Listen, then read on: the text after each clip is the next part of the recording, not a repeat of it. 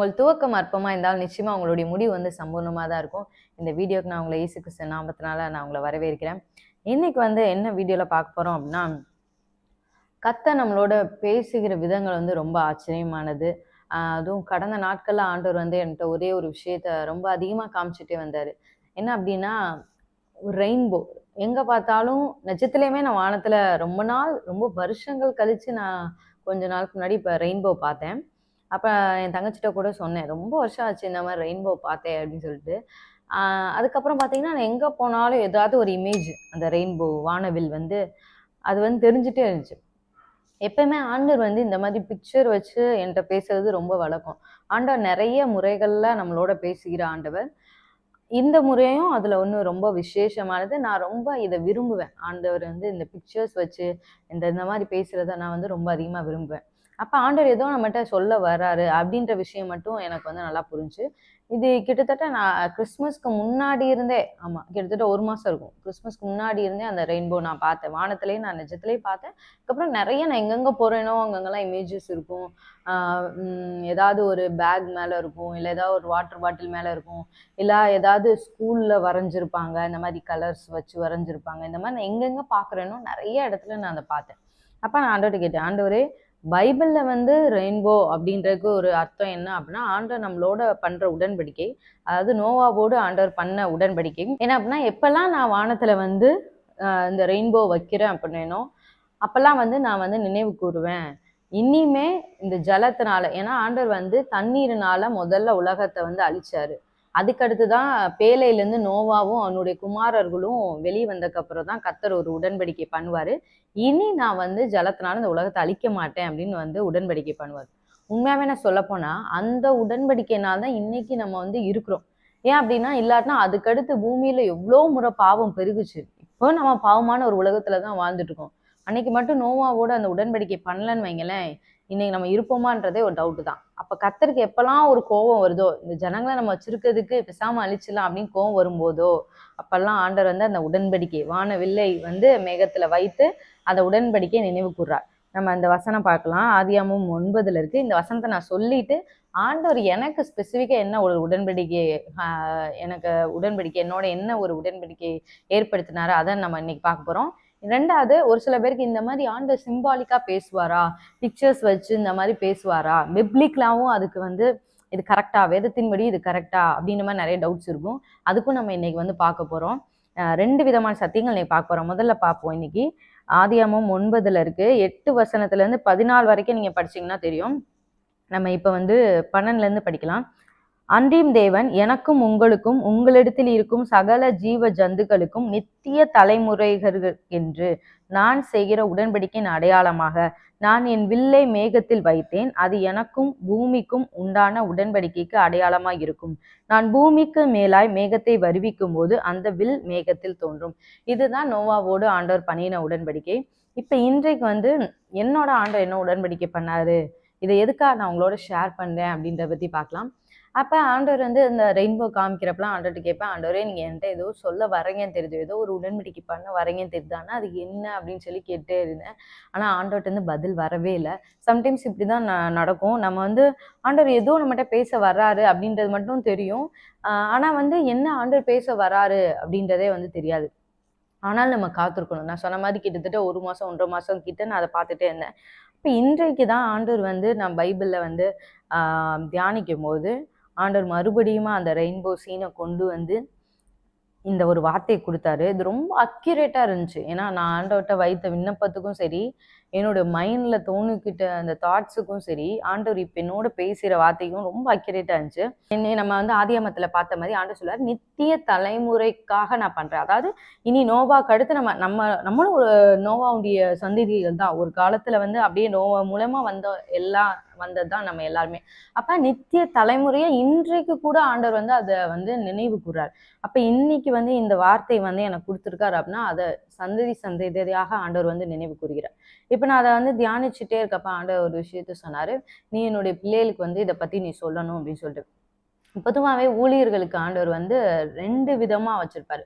ஒரு சில வசனங்கள் அவங்களோட மட்டும்தான் இருக்கும்.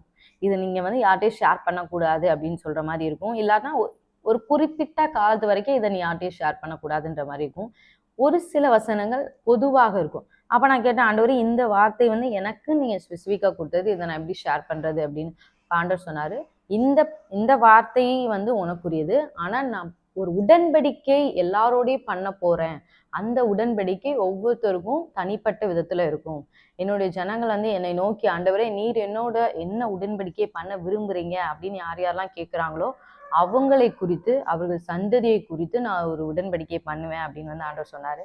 அதனால இன்றைக்கு இந்த வீடியோ பார்க்குற உங்களுக்கு ஆண்டவராக தான் பேசுறாரு. நீங்க ஜெபத்துல ஆண்டவர்கிட்ட கேளுங்க, ஆண்டவரே என் கூட என்ன ஒரு உடன்படிக்கை பண்றீங்க, என்னை குறித்தும் என் சந்ததியை குறித்தும் என் சந்ததியுடைய சந்ததியை குறித்து என்ன உடன்படிக்கை பண்றீங்க அப்படின்னு கேட்கும்போது நிச்சயமா ஆண்டவர் வந்து உங்களுக்கும் பேசுவார். இது போல வசனத்து மூலமாவோ ஏதோ ஒரு வார்த்தை மூலமாவோ ஆண்டவர் வந்து நிச்சயமா உங்களோட பேசுவார். இன்னொரு ஒரு விஷயம் என்னன்னா, ஆண்டவர் ஒன்ஸ் உடன்படிக்கை பண்ணிட்டான்னு வைங்களேன், அதுல வந்து மாறவே மாட்டார். உடன்படிக்கையை மீறாத தகப்பன் தான் அவர்.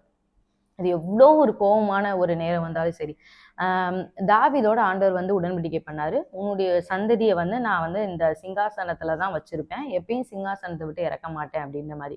அதுக்கடுத்து சாலமோன் வராரு. சாலமோன் வந்ததுக்கு அப்புறம் பாத்தீங்கன்னா ஆண்டவரை வந்து ஆண்டவருக்கு மிகப்பெரிய ஆலயத்தை கட்டினாரு. ஆனா வந்து கொஞ்ச நாள் கழிச்சு அந்த வேறு தேசத்து பெண்களை திருமணம் பண்ணி அந்த தேசத்து தெய்வங்களுக்கு வந்து கோயில் கட்ட ஆரம்பிச்சிருவாரு. அப்ப ஆண்டவர் பயங்கர கோபமாகிடுவார். கோபமாயிட்டு என்ன சொல்லுவாருன்னா, உன்னுடைய மகனுக்கு வர்ற அந்த சிங்காசனத்தை அடுத்து நான் வேற ஆளுக்கு தான் நான் கொடுக்க போறேன் அப்படின்னு சொல்லுவார். ஆனாலும் அந்த இடத்துல தான் ஆண்டவர் சொல்லுவார், ஆனாலும் உன் தகப்பனாகிய தாவீதுக்கு பண்ண உடன்படிக்கை நிமித்தமாக ஒரே ஒரு கோத்திரத்தை மட்டும் உன் பையனுக்கு தரேன். அதாவது என்னுடைய தாவீதுக்காக மட்டும், தாவீதுக்கு நான் அப்பவே ஒரு உடன்படிக்கை பண்ணிட்டேன், அதை நான் மீற முடியாது.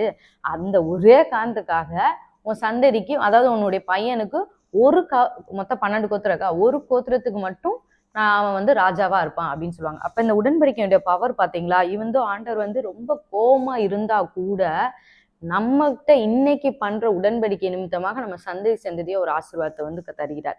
சங்கீதம் 25:14 கர்த்தருடைய ரகசியம் அவருக்கு பயந்தவர்கள் இடத்தில் இருக்கிறது, அவர்களுக்கு தம்முடைய உடன்படிக்கையை தெரியப்படுத்துவார். இந்த இடத்துல பாருங்க, அவர்களுக்கு தம்முடைய உடன்படிக்கையை தெரியப்படுத்துகிறார். இது ஒரு ரகசியம், இது ஒரு ரகசியம். இதை வந்து ஆண்டவர் வந்து நமக்கு முன்னாடியே நமக்கு வந்து தெரியப்படுத்துகிறார். நீங்க வந்து இந்த வார்த்தையை சொல்லி ஜெபம் பண்ணுங்க, ஆண்டவரே எனக்கும் உடன்படிக்கை தெரியப்படுத்துங்க அப்படின்னு சொல்லுங்க. அடுத்து இன்னொரு ஒரு கேள்விக்கான நம்ம பதிலை பார்க்கலாம்.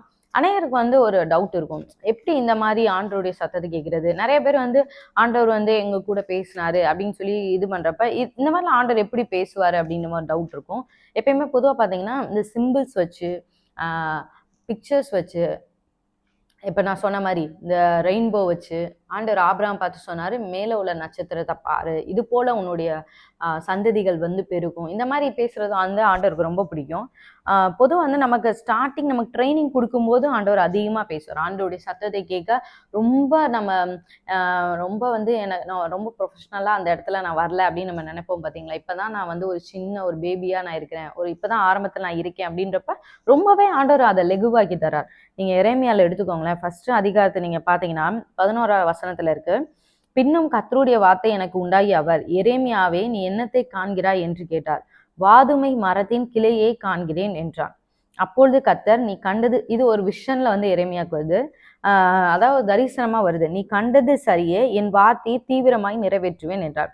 ஆக்சுவலி ஆண்டவர் வந்து இந்த வாதுமை மரத்துக்கான கிளைக்கான ஒரு டைரக்ட் மீனிங்காவே அதுல இருக்காது. ஆனா ஆண்டவர் சொல்றாரு, இப்போ ஒரு நம்ம வேப்ப மரத்துக்கிளையே நம்ம காமிக்கிறான்னு வைங்களேன், நம்ம அதை கரெக்டா பாக்குறோமா அப்படின்றத ஃபர்ஸ்ட் செக் பண்றாரு. எரேமியா அதை கரெக்டா பாக்குறாரா, ஏன்னா அப்பதான் அவர் வந்து இந்த விஷன்ஸ் இந்த இதெல்லாம் பார்க்க ஆரம்பிக்கிறார். அப்ப நீ கண்டது சரியே அப்படின்னு சொல்றாரு. அடுத்த செகண்ட் டைம் பாருங்களேன், 13ஆம் வசனத்துல இருக்கு, கர்த்தருடைய வார்த்தை 2ஆம் தரம் எனக்கு உண்டாகி அவர், நீ காண்கிறது என்ன என்று கேட்டார். பொங்குகிற பானையை காண்கிறேன், அதன் வாய் வடக்கே இருந்து நோக்குகிறது என்றேன். அப்ப கர்த்தர் வந்து பொங்குகிற ஒரு பானையை பாக்குறாரு எரேமியா. அதுக்கு கர்த்தர் வந்து எக்ஸ்பிளனேஷன் கொடுக்குறாரு. அப்பொழுது கர்த்தர் என்னை நோக்கி, வடக்கே இருந்து தீங்கு தேசத்தினுடைய குடிகள் எல்லார் மேலும் வரும். ஏன்னா பானை பாக்குறாராம், அந்த பாய் வந்து வடக்க பார்த்து இருக்கு அப்படின்னு சொல்றாரு. அதுக்காக வந்து ஆண்டவர் சொல்றாரு, அப்ப இந்த நீ பாக்குறது கரெக்டா தான், இது கூட மீனிங் என்ன அப்படின்னா வடக்குல இருந்து தீங்கு வரும் அப்படின்னு சொல்றாரு. இப்படிதான் ஆண்டவர் வந்து ஒரு சில காரியங்கள் உங்களுக்கு கண்ணு முன்னாடி கொண்டு வந்துகிட்டே இருப்பாரு. இந்த இந்த இந்த மெத்தடு தெரியாம தான் நிறைய பேர் ஆண்டவருடைய சத்தத்தை வந்து மிஸ் பண்றாங்க. இப்ப இந்த மெத்தட் எனக்கு தெரிஞ்சனால நான் வந்து ஆண்டவர் ஏதோ சொல்ல வராரு அப்படின்னு சொல்லி நான் 1 மந்த்தா யோசிச்சுட்டே இருக்கேன். இப்போ எனக்கு இந்த மெத்தடே தெரிலன்னு வைங்களேன், ஆண்டவர் இப்படிலாம் பேசுவாரு அப்படின்றதே எனக்கு தெரிலன்னு வைங்களேன், நான் பாட்டுக்கு ரெயின்போ பார்ப்பேன், இது பண்ணுவேன். சரி ஏதோ கண்ல படுது அப்படின்னு சொல்லிட்டு நான் அசால்ட்டா விட்டுருவேன். அதனால இனிமே இந்த மெத்தட் நீங்க யூஸ் பண்ணுங்க. ஆண்டவர் வந்து இந்த மாரி பிக்சர்ஸ் வச்சு நம்மளோட பேசுகிற ஆண்டவர். அது மட்டும் இல்லாம இன்னைக்கு அத நம்ம பார்த்தோம். 2வது ஆண்டவர் என்னோட நீங்க என்ன உடன்படிக்கை பண்ண போறீங்க ஆண்டவரே? என்னை குறித்தும், என் சந்ததியை குறித்தும், இனி வருகிற சந்ததிகளை குறித்தும் என்ட்ட என்ன உடன்படிக்கை பண்ண விரும்புறீங்க அப்படின்னு கேளுங்க. ஏன்னா அது சொன்னனால தான் நான் இந்த வீடியோ மேக் பண்றேன். இல்ல அப்படின்னா இது எனக்கான பர்சனலான வார்த்தை அப்படின்னு சொல்லி நான் எனக்குள்ளேயே வச்சிருப்பேன். ஆண்டவர் சொல்லும்போது மட்டும் தான் ஒரு சில வார்த்தைகள நான் வெளியவுமே சொல்லுவேன். அதனால நிச்சயமா ஆண்டவர் உங்களோடயும் ஏதோ ஒரு உடன்படிக்கை பண்ண விரும்புகிறார். நீங்க உங்க தனிப்பட்ட ஜெபத்துல வேத தியானம் பண்ணும்போது நீங்க கேளுங்க. கர்த்தர் நிச்சயமா அத வெளிப்படுத்துவார். இன்னைக்கு வந்து இந்த வீடியோ பார்க்குற நீங்க வந்து இந்த மாரி கர்த்தர் உங்களோட நான் சொன்ன மாரி பிக்சர்ஸ் வச்சோ, இல்ல எதையாவது பார்த்தோ, அது மூலமா ஆண்டவர் உங்களோட பேசின அனுபவங்கள் இருந்துச்சுன்னா, அத கீழ கமெண்ட்ஸ்ல ஷேர் பண்ணுங்க. இந்த வீடியோ பார்க்குற அநேகருக்கு ஒருவேளை புதுசா அவங்க ஆண்டவருடைய வார்த்தைய, சத்தத்த கேட்க ட்ரை பண்ணிட்டு இருந்தாங்க. இல்ல இப்படிலாம் ஆண்டவர் பேசுவாரு அப்படின்னு சொல்லி ரொம்ப கியூரியஸா இருந்தாங்க அப்படின்னாங்கன்னா, அந்த கமெண்ட்ஸ் படிக்கும்போது அவங்களுக்கு வந்து ஓகே இப்படிலாம் ஆண்டவர் வந்து இவங்கள்ட்டலாம் பேசியிருக்காரா அப்படின்னு சொல்லி பார்க்கும்போது அவங்களுக்கும் ரொம்ப யூஸ்ஃபுல்லா இருக்கும். இன்னொரு ஒரு வீடியோல உங்களை சந்திக்கிறேன். கர்த்தர் தாமே உங்களை ஆசீர்வதிப்பாராக.